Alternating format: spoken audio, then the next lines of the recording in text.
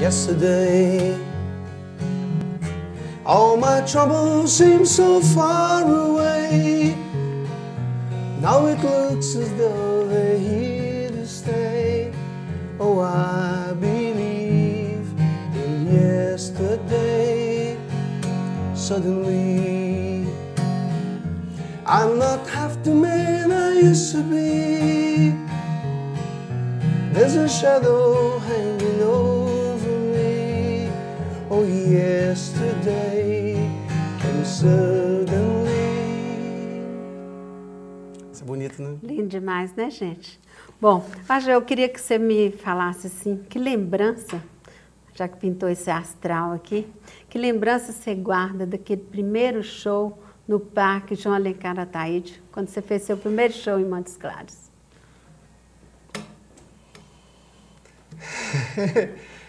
Eu nunca passei uma saia justa dessa dando entrevista.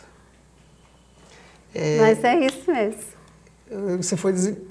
Nossa, você cavou isso fundo. Eu lembro quase de cada minuto daquilo. Aquilo mudou a minha vida. Foi a primeira vez que eu estava com os meus amigos. A gente, uma coisa tosca, tinha um violãozinho ligado na caixa. E de repente começou a encher de gente. A gente parecia estar tocando um radinho de pilha, começou a encher, aqui tanto de gente. Pô, os caras estão tocando Beatles. Daqui a pouco estava o Beto Guedes ali assistindo a gente, todo mundo curtindo aquilo. A gente...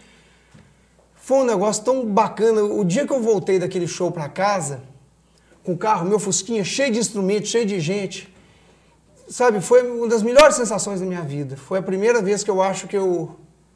Nossa, estou no palco. Eu descobri um dos melhores lugares para se estar na minha vida. Eu já passei... Eu toquei em todos os lugares que eu queria praticamente. Só tem um lugar que falta, que é o Centro Cultural de Montes Claros. Que eu nunca toquei aqui, no Centro Cultural.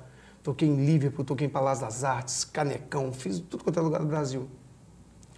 Mas o show do Berrante, que era o nome do barzinho que tinha lá no fundo, eu com Aramis, com o Maurício estava tocando ainda não, Junô, que eram os meus amigos, nós três tocando Beatles, é de uma importância tão grande na minha vida, apesar daquela gente era muito ruinzinho. A gente, sabe, talvez a gente tivesse essa coisa, não, pô, os meninos tocando os Beatles, mas me dá uma recordação muito grande. Isso, obrigado. Foi legal. Tinha um tempo eu não lembrava disso. Pois é, eu queria também que você falasse pra gente, quem falou com você que você tinha talento para isso, que era bom ouvir você tocando Beatles e que você começou tocando muito próximo de Paul McCartney? Não, acho que ninguém nunca falou, acho que eu era um insistente. Eu lembro de eu carregando meu violãozinho, que tinha o braço quebrado, colado com Durepox. A palheta era um palito de fósforo. Aí era mais fácil de levar no polivalente, que eu morava ali perto, no São Luís. Então eu carregava meu violãozinho, levava lá pro polivalente, deixava no canto e na hora do recreio eu pegava e tocava pra meninada. 13, 14 anos de idade, então isso era muito bacana. As pessoas reuniam para poder me ouvir cantando. Na época eu já tinha uma noção legal de inglês, coisa que era difícil, um menino de 14 anos em Montes Claros, no fim dos anos 70, fala inglês. E isso ajudou muito. Essa questão com Beatles, depois que eu fui para Belo Horizonte, quando eu entrei para Ocos Pocos, que já tinham ouvido falar de mim aqui em Montes Claros, quando eu entrei para a banda, foi quando a coisa começou a acontecer um pouco mais séria. E essa coisa em relação ao Paul McCartney, de fazer a voz do Paul McCartney, de ser o intérprete do Paul McCartney, isso aconteceu já praticamente em Liverpool. Porque antigamente não tinha essa coisa de John, Paul e George cantando nas bandas covers. O cara cantava tudo, era o que tinha.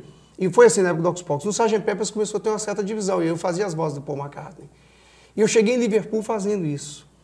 E um dia um amigo meu ouviu uma conversa que estava os dois donos do Cavern Club, com o pessoal da BBC, uns amigos que estavam lá, e eu estava cantando no palco.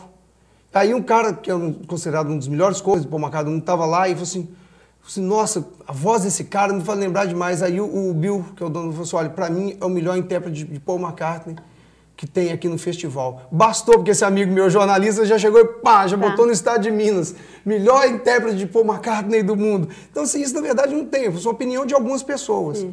Se gostam de eu cantando Paul McCartney, que bom, porque para mim o cara é o máximo. Eu tenho que me espelhar nele como artista em todos os sentidos. Tá. Agora eu queria que você falasse dessa trajetória sua. Você foi para Belo Horizonte, teve o primeiro contato com a Ocus, né? Teve em Montes Claros, eu inclusive tive o prazer de patrocinar das vindas aqui em Montes Claros, que foi um estouro. Eu queria que você contasse como é que foi de lá para cá.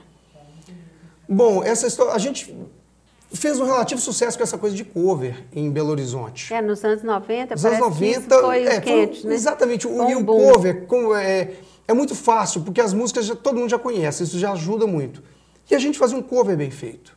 Tanto o Sgt. Pepper's, depois o Ocus Pocus, que eu acabei voltando, as bandas a gente procurava tocar igual e dar essa sensação para o público desse tipo de show. Pô, já que os caras não vêm aqui, vamos mostrar para eles mais ou menos como seria. E aí o cover, ele tomou essa proporção, menina. Pô, a gente foi no Faustão, no Jô Soares, sabe, no H, nesses programas todos, a banda que eu tocava, o Sgt. Pepper's, depois o Ocus Pocus também. E lá em Liverpool, dando entrevista na BBC, de repente eu me vi em Abbey Road gravando uma música que eu fiz em inglês e que foi gravada pelo pessoal da CNN e da BBC World, que amigo meu no Canadá, cara, o que você está fazendo em Abbey Road? Cantando, eu vi você cantando lá. Então, foi muito bacana. E foi inclusive nessa ida em Abbey Road que eu gravei a primeira música autoral. E aí eu comecei a descobrir uma coisa diferente, que existia vida musical após os Beatles. Eu comecei a compor e em 2001 eu parei com cover.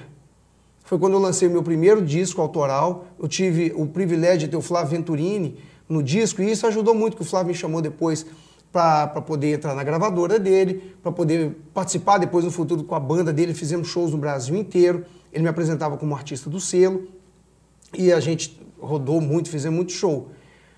E tem essa coisa, ou seja, nesses últimos 10 anos eu cuidei um pouco mais da minha carreira autoral, se bem que eu parei quase com tudo nos últimos 5, 6 anos.